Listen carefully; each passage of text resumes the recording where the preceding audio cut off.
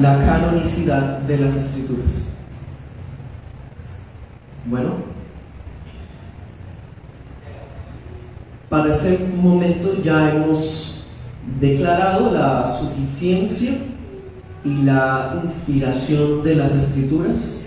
Vemos lo que cada uno de estos conceptos significaba y también vimos sus implicaciones para nosotros. Básicamente podemos juntar ambos conceptos con la idea de que todo lo que está en la Biblia es palabra de Dios.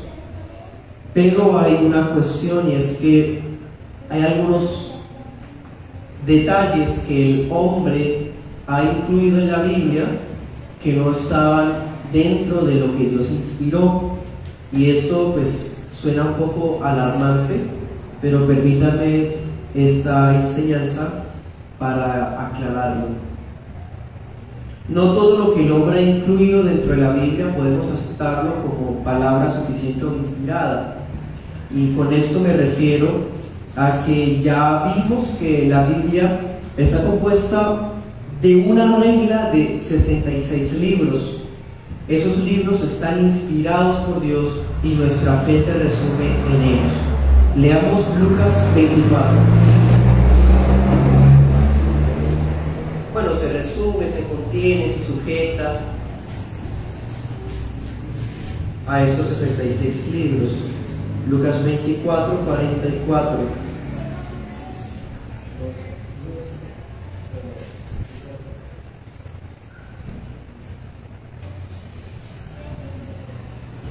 Dice, Jesús les dijo: estas son las palabras que les hablé estando aún con ustedes, que era necesario que se cumpliera todo lo que está escrito de mí en la ley de Moisés, en los profetas y en los salmos.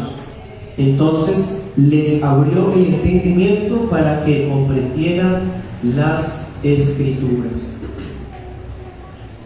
Este versículo, hermanos, contiene y resume lo que vamos a ver en esta noche. A esa regla de libros inspirados a los que nosotros declaramos que son suficientes se le llama canon. A esa regla de la Escritura llamamos canon. Y aquí en este pasaje está el canon. Mírenlo. Jesús les dice a ellos: era necesario que las palabras sobre mí que están en el Antiguo Testamento, en la Tanaj, se cumplieran. Bueno, pues esa Tanaj estaba conformada por 3 secciones, y mírenlas ahí: la ley de Moisés, los profetas y los salmos. La Biblia judía, el canon del Antiguo Testamento, estaba distribuido originalmente en esas tres secciones, y son los libros que tenemos nosotros en nuestras Biblias. Y lo que ahorita les decía, que hay detalles añadidos por el hombre, me refería a lo siguiente, y es que algunas vertientes históricas del cristianismo han aceptado otros libros además de los 66, y fueron añadidos al canon de las Escrituras, y por lo tanto los han aceptado como si fuera palabra de Dios. Son muchos, y voy a mencionarles algunos. En el Antiguo Testamento, por ejemplo, Macabeos, las añadiduras griegas del libro de Esther, y en el Nuevo Testamento hay también muchos, y les menciono 2 ejemplos: un libro que se llama El Pastor de Hermas y las Epístolas de Clemente. Son ejemplos de libros añadidos por otras tradiciones de la Iglesia, no solamente la romana, sino la ortodoxa oriental. ¿Sí?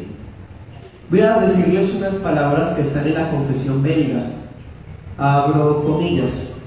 La Iglesia puede sin duda leer estos libros y aprender de ellos hasta donde concuerden con los libros canónicos, pero no tienen tal poder y virtud como para que uno pueda confirmar a partir de su testimonio ningún asunto de fe o de la religión cristiana.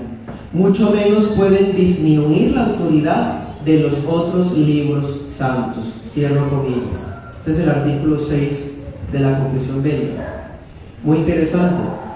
Quiere decir que para nosotros los libros que no son parte del canon, como los que mencioné, no son libros que vamos a considerar como si tuviera una especie de poder místico, satánico, y por lo tanto hay que rogarle a las personas que por favor no lean esos libros. No, la palabra de Dios se sostiene a sí misma, hermanos, y cualquiera que ama la verdad de Dios tendrá como suficiente a la palabra de Dios. Las confesiones protestantes llaman a esos libros apócrifos. ¿Sí? En esta oportunidad vamos a hablar de lo que significa el canon, que ya lo estamos desarrollando, y ahorita estaremos viendo un poco sobre la historia del canon. Bien, esos libros, las confesiones de fe históricas los llaman apócrifos. Por ejemplo, la confesión de Westminster, la confesión de Londres. Prácticamente las iglesias históricas declaramos que esos libros son así por muchas razones, hermanos. Básicamente podemos resumirla por dos. Primero, porque esos libros no poseen testimonio interno de que sean inspirados por Dios. Estos libros, de hecho, son presentados a sí mismos como literatura humana y añadida a libros que ya salen en las escrituras. O sea, no tienen, ni siquiera ellos mismos creen que tengan autoridad al mismo nivel que los otros libros. No tienen testimonio interno. Otra prueba de ello es, en el Nuevo Testamento, los apóstoles, al citar el Antiguo Pacto, casi nunca hacen referencia a estos libros, porque no son necesarios. Eran libros más vistos desde una perspectiva cultural o patriótica que como regla de fe o de conciencia. Y la segunda razón por llamarlos apócrifos es que estos libros no tienen testimonio externo de que hayan sido inspirados por Dios. Y cuando hablamos de testimonio externo, estamos pensando es que esos libros han sido objeto de duda de su autenticidad. No se sabe quién los escribió, no hay interés por saberlo. Los libros que están añadidos del Antiguo Testamento ni siquiera estaban escritos en el hebreo, que era el idioma principal, o por lo menos arameo, que era el segundo. ¿Sí? Por otro lado, la proveniencia de esos libros es muy dudosa. Si no conocemos su real proveniencia, mucho menos podemos saber su objeto, su trasfondo real. De hecho, lo que narran muchos de ellos son escenas fabulosas o fantásticas que ya pues rayan con lo mitológico. Puede usted ver detalles como esos en Tobías, en el libro de Macabeos, en las añadiduras de Daniel. En fin, parecen más una recopilación de leyendas que realmente sucesos históricos reales, como lo son las escrituras inspiradas. Bien, entonces, hermanos, generalmente a las iglesias cristianas evangélicas se nos acusa de haber quitado libros a la Biblia. Sin embargo, francamente, en el siglo XVI, el Concilio de Trento fue quien declaró añadidos esos libros. Es decir, no es que Lutero, los reformadores o los evangélicos quiten los libros, fue que Roma los añadió casualmente, convenientemente, en pleno momento de la Reforma Protestante, precisamente porque las creencias supersticiosas de Roma, como la oración por los muertos, la intercesión de los muertos, entre otros detalles, se encuentran solamente en esos libros añadidos apócrifos.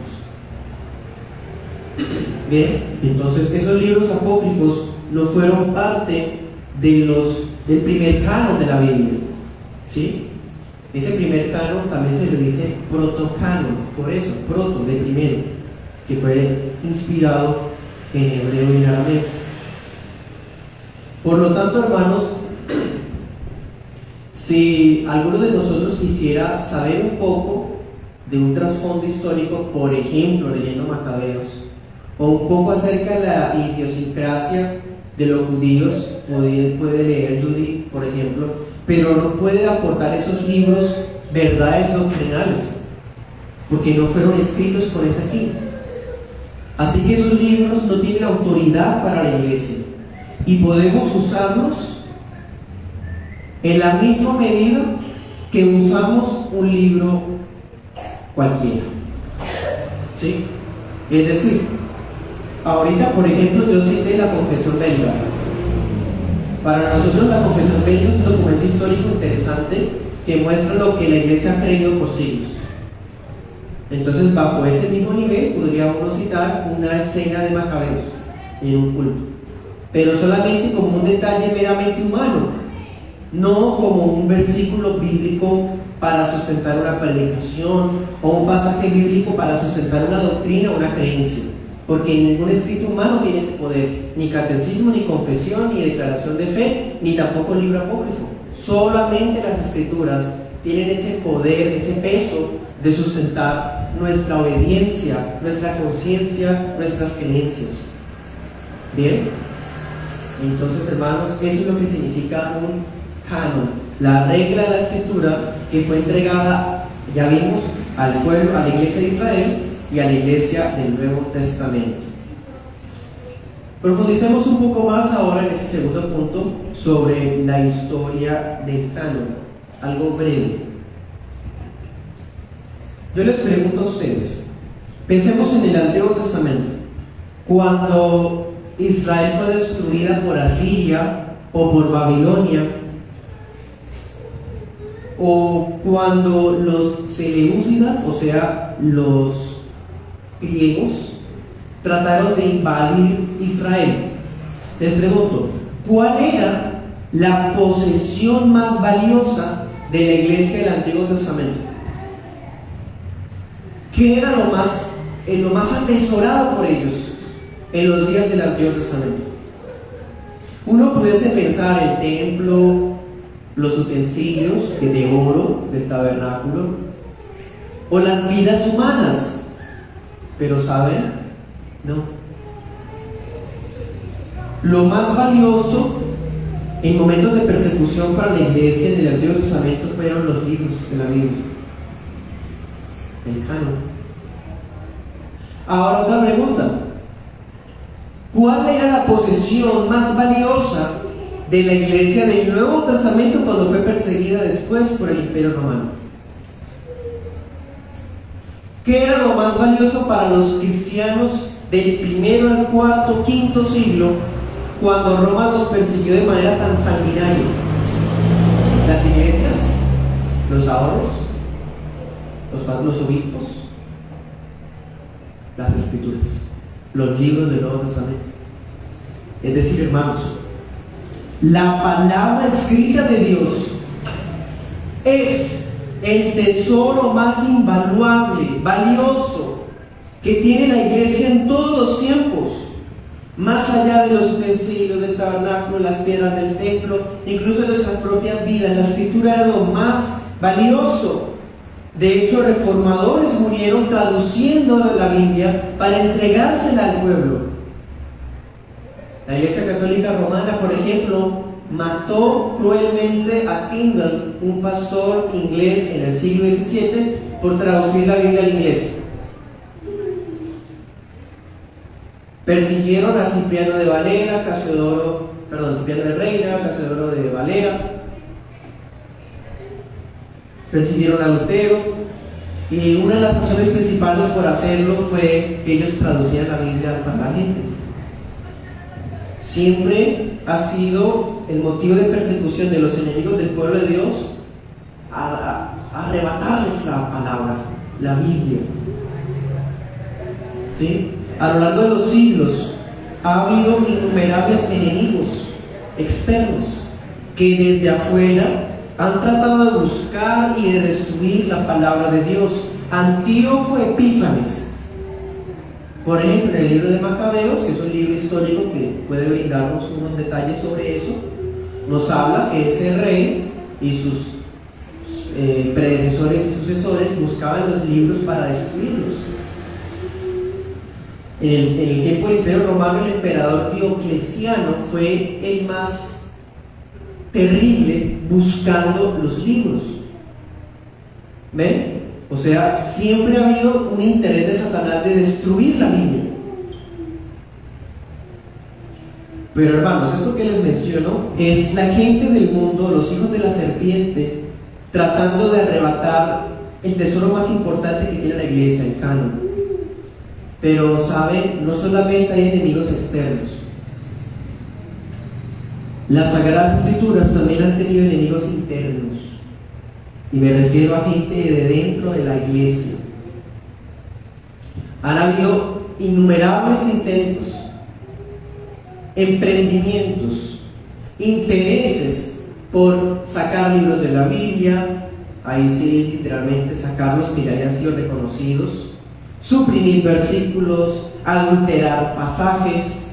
De hecho, en los días de la Iglesia Apostólica, hablamos siglo II, siglo IV, hubo movimientos heréticos en África del Norte, y ellos lograron modificar versículos enteros de la Biblia, suprimieron muchos y añadieron palabras. Casualmente en ese tiempo estaba surgiendo y propagándose como una plaga, igual que como hoy, la herejía arriana y la herejía sabeliana. Sería en términos de nosotros las creencias de los testigos de Jehová y la de los Pentecostales Unidos de Colombia, por ejemplo. Pues bueno, esas ideas habían surgido por el siglo IV, siglo V, y estaban infectando a la iglesia como una plaga que son. Sin embargo, para el siglo V, un hombre llamado Jerónimo de Estridón recopiló las Sagradas Escrituras con tal de realizar la primera Biblia completa, cotejada, revisada, para dársela al pueblo. Ese trabajo de Jerónimo consistió básicamente en tres cosas. Primero, comparar manuscritos. A diferencia de lo que muchos piensan, las Escrituras poseen el mayor número de testimonio palpable, visible, de manuscritos antiguos. Nunca ha habido un libro, no lo hubo jamás, ni en ninguno de los filósofos clásicos griegos, ni en ninguna obra antigua que haya tenido tantas copias para verificar su veracidad. La Biblia tiene esa cualidad.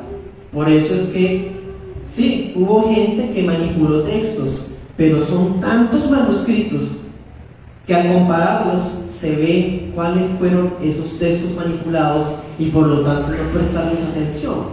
Así que esa idea conspiranoica de que en Roma o algún interés político manipuló la Biblia cae por sí misma. Bien, el trabajo de Jerónimo consistió precisamente en eso, comparar manuscritos.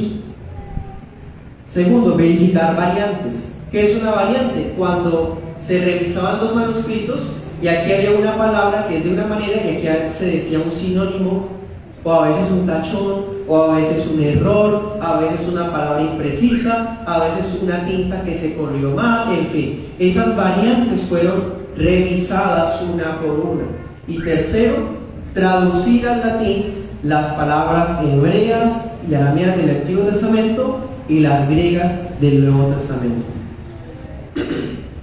Ese trabajo de Jerónimo se le llamó la Vulgata, la Biblia Vulgata. Ese nombre significa que era la versión común, versión del pueblo. Y fue la Biblia utilizada por la iglesia por 1000 años. Bien, pero pasa algo, hermanos. No solamente esa Biblia utilizó los manuscritos de hebreo del Antiguo Testamento y griego del Nuevo Testamento. Esta Biblia también utilizó la Septuaginta, que era la traducción griega que se llevó a cabo algunos siglos antes de Cristo. La cuestión es que en esa Septuaginta habían añadidos otros libros de una especie de segundo canon. Por eso esos libros se les conoce como deuterocanónicos. El primer canon era el protocanon, y este canon que venía en la Septuaginta se le dice deuterocanon, o sea, segundo canon, deuterocanónico. Y ahí están los libros que asientan la Iglesia Católica Romana. Bien, de hecho, inicialmente Jerónimo no estaba de acuerdo que esos libros fueran incluidos al canon. Jerónimo mismo no estaba de acuerdo en incluirlos, pero él tuvo que sujetarse a las órdenes papales e imperiales. Y de todas formas los añadió, pero en las partes finales de la Biblia, o sea, mostrando que eran un apéndice y no la regla del canon. Bien, importante. Para terminar, voy a decirles dos aplicaciones. Primera aplicación, hermanos. Todo esto que estamos hablando consiste en más de 36 siglos de labor del Espíritu Santo, donde tenemos o llegamos a tener el canon en la mano. Nosotros, gente común y corriente. Pero que no se nos olvide un detalle importante. Cuando hablamos de las Sagradas Escrituras, cuando hablamos de los libros inspirados por Dios, los libros que son infalibles, no estamos pensando en alguna versión particular que está en nuestro idioma. Cuando usted y yo hablemos de la Biblia inspirada por Dios, de los textos, tenemos que pensar en los textos originales.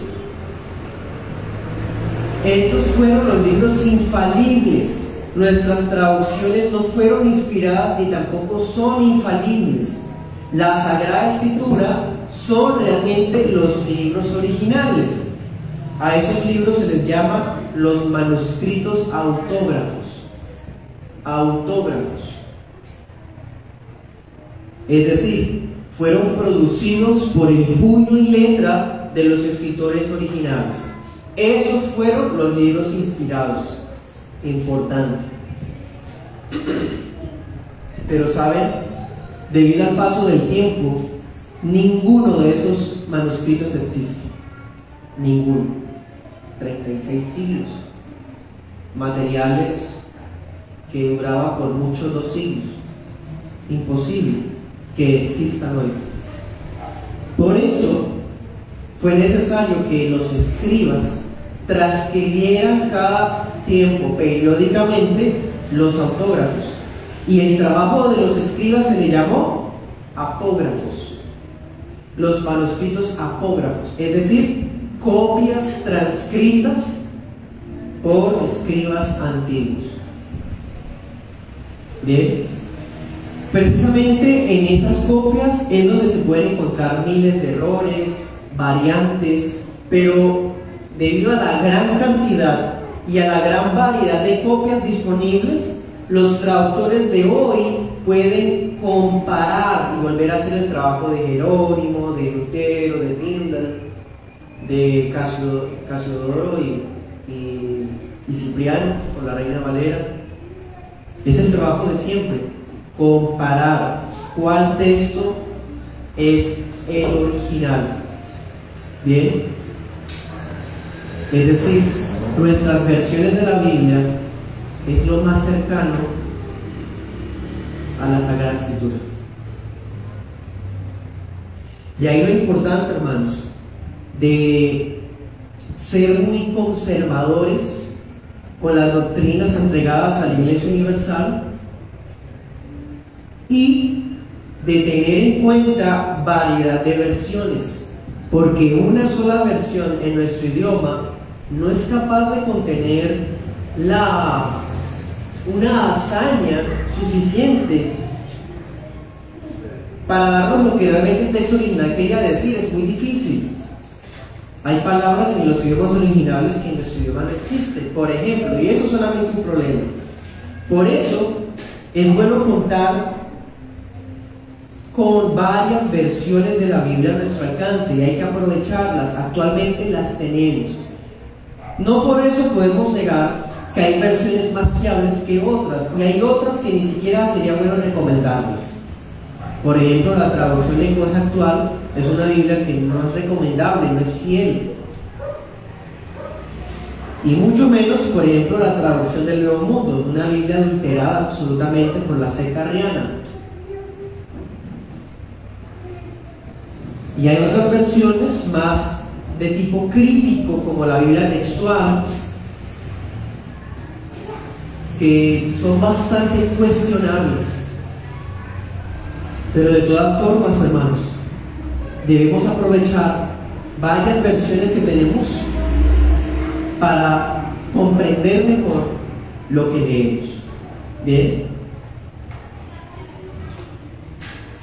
Si me preguntasen, o mejor dicho, aprovechando esta enseñanza, les recomiendo estas traducciones que son las más confiables y recomendables de la Biblia. La Reina Valera de la Sociedad Bíblica Trinitaria, como primera recomendación.